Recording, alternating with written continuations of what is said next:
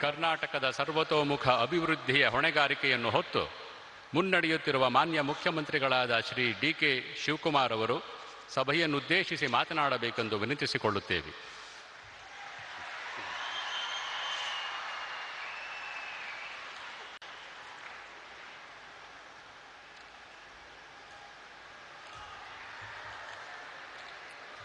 ಎಲ್ಲರಿಗೂ ನಮಸ್ಕಾರ.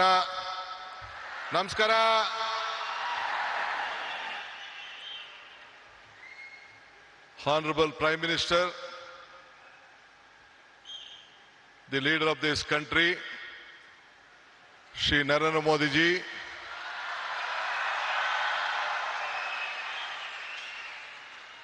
His Excellency, our Governor of Karnataka, Tawarjan Gehlot ji, His Holiness Ramakrishna Maಠದ Belur ಕೇಂದ್ರದ ಅಧ್ಯಕ್ಷರಾದಂಥ ಪರಮ ಪೂಜ್ಯ ಶ್ರೀ ಶ್ರೀ ಸ್ವಾಮಿ ಗೌತಾನಂದ ಮಹಾರಾಜ್, ನಿಮ್ಮೆಲ್ಲರಿಗೂ ನಮಸ್ಕಾರಗಳು. ರಾಮಕೃಷ್ಣ ಮಠದ ಟ್ರಸ್ಟಿ ಪೂಜ್ಯ ಶ್ರೀ ಸೂರ್ಯ ಮುಕ್ತಾನಂದ ಮಹಾರಾಜ್ಗೂ ಕೂಡ ನನ್ನ ನಮಸ್ಕಾರಗಳು. ನಮ್ಮ ಈ ಭಾಗದ ಸಂಸತ್ ಸದಸ್ಯರು, ನನ್ನ ಮಿತ್ರರಾದಂಥ ಯದುವೀ ಕೃಷ್ಣದತ್ತ ಜಾಮರಾಜ ಒಡೆಯರ್ ಅವರೇ, ಮತ್ತೊಬ್ಬ ಶಾಸಕ ಮಿತ್ರರು, ಬಿಜೆಪಿಯ ಪಕ್ಷದ ಅಧ್ಯಕ್ಷರಾದಂಥ ಮಿತ್ರ ಬಿ.ವೈ. ವಿಜೇಂದ್ರರವರೇ, ಈ ಕ್ಷೇತ್ರದ ಜನಪ್ರಿಯ ಶಾಸಕರಾದಂಥ ಹರೀಶ್ ಗೌಡ್ರೆ, ಮತ್ತು ಮುಖ್ಯವಾಗಿ ಈ ಒಂದು ಪವಿತ್ರವಾದಂಥ ಕಾರ್ಯಕ್ರಮದಲ್ಲಿ ಸಾವಿರಾರು ಸಂಖ್ಯೆಯಲ್ಲಿ ರಾಮಕೃಷ್ಣ ಪರಮಹಂಸರು, ವಿವೇಕಾನಂದರವರು ಮತ್ತು ತಾಯಿ ಅವರೆಲ್ಲ ಅನುಯಾಯಿಗಳಾಗಿ ಒಂದು ಭಕ್ತಿಪೂರ್ವವಾಗಿ ಸೇರಿದಂಥ ಎಲ್ಲ ನನ್ನ ಬಂಧು ಭಗಿನಿಯರೇ, ಇದೊಂದು ದೊಡ್ಡ ಐತಿಹಾಸಿಕವಾದಂಥ ಕಾರ್ಯಕ್ರಮ. ಯುವ ಶಕ್ತಿ, ಯುವ ಆಲೋಚನೆ, ಯುವ ಚಿಂತನೆ, ಇದೇ ವಿವೇಕಾನಂದರ ಚಿಂತನೆ.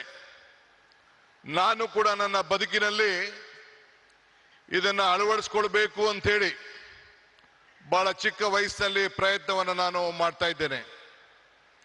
ಈ ಹೊಸ ಚಿಂತನೆ ಒಂದು ಬದಲಾವಣೆಯ ಒಂದು ಆರಂಭ.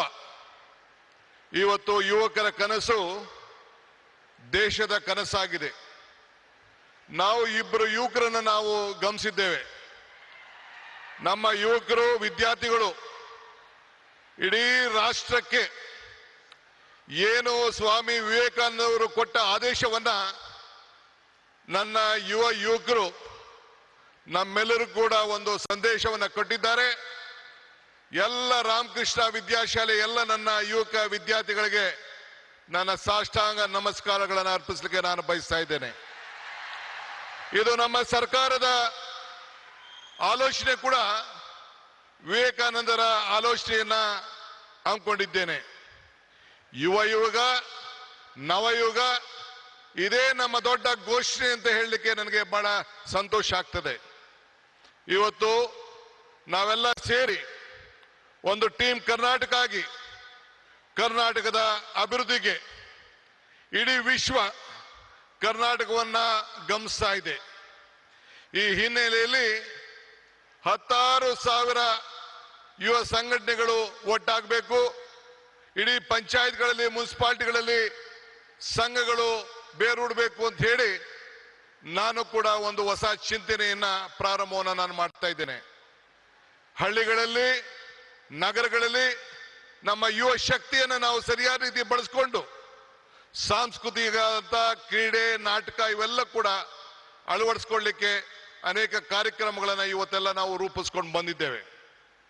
ಈ ಮೂಲಕ ನಮ್ಮ ಯುವಕರಲ್ಲಿ ಒಂದು ದೈಹಿಕವಾದಂಥ ಶಕ್ತಿಯನ್ನ, ಮಾನಸಿಕವಾದಂಥ ಶಕ್ತಿಯನ್ನ ಇವತ್ತು ನಾವೆಲ್ಲರೂ ಕೂಡ ಕಾಪಾಡಲಿಕ್ಕೆ ನಾವೆಲ್ಲ ಕೂಡ ಬದ್ಧರಾಗಿ ಇವತ್ತು ಕೆಲಸವನ್ನು ಮಾಡಬೇಕಾಗಿದೆ.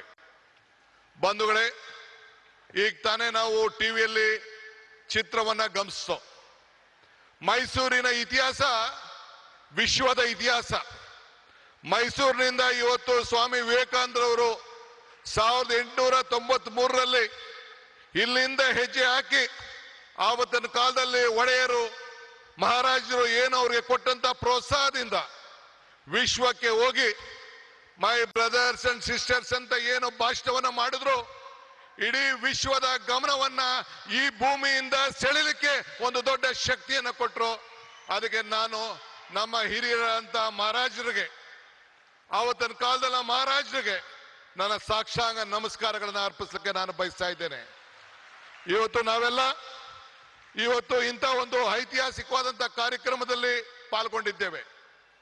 ಇವತ್ತು ವಿವೇಕಾನಂದರ ಸಾಂಸ್ಕೃತಿಕ ಯುವ ಕೇಂದ್ರವನ್ನ ನಮ್ಮ ರಾಮಕೃಷ್ಣ ಮಹಾಸಂಸ್ಥೆಯ ನಮ್ಮ ಪೂಜ್ಯರೆಲ್ಲ ಕೂಡ ಇವತ್ತು ಅಳವಡಿಸಿದ್ದಾರೆ.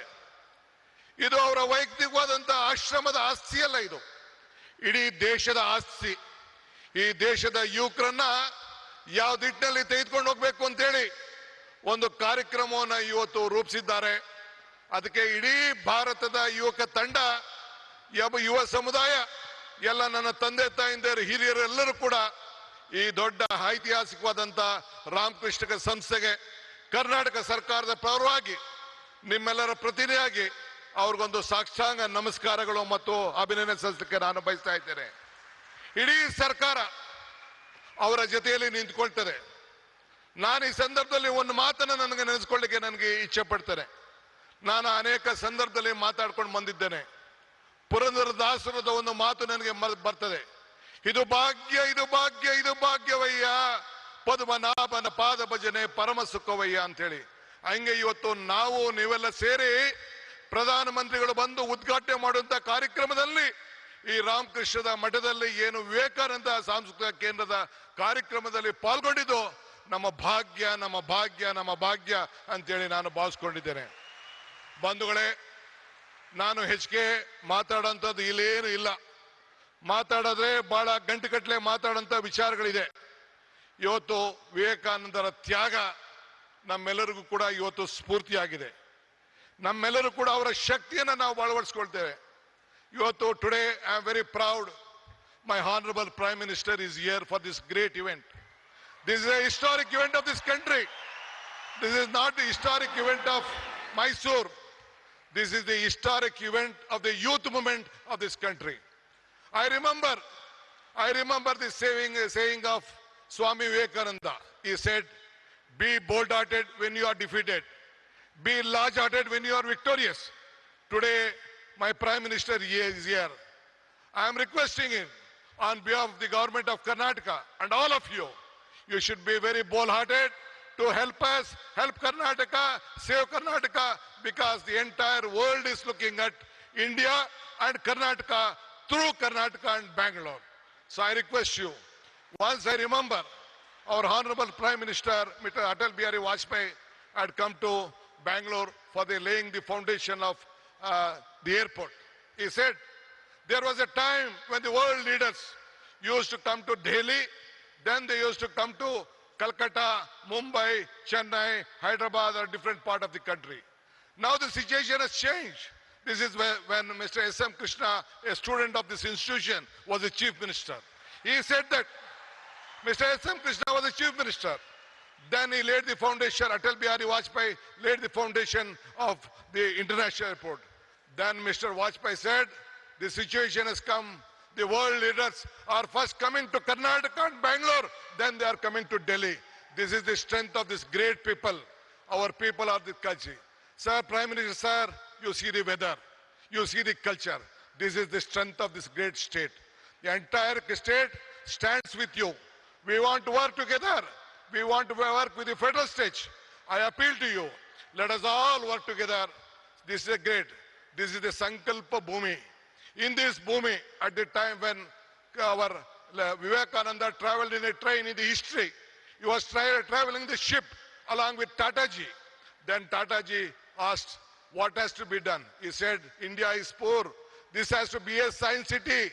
Then the Tataji asked Maharaja. One day Maharaja gave more than 300 acres of land in Bangalore. That is the Indian Institute of Science, which is in Bangalore. That is the contribution of Maharajas to the science of this country. That is what the Maharaja has given and Tata's helped us. That is why I would like to you, this is a great state, great city, and India has to grow with Karnataka, and Karnataka will be with you. We let us work together, make this country proud. I don't want to tell more.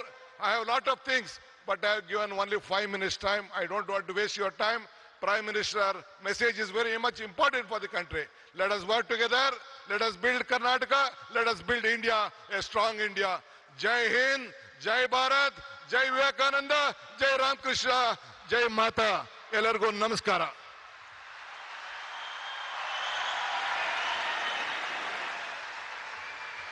ಮಾನ್ಯ ಮುಖ್ಯಮಂತ್ರಿಗಳಿಗೆ ನಮ್ಮ ಹೃತ್ಪೂರ್ವಕ ಧನ್ಯವಾದಗಳು.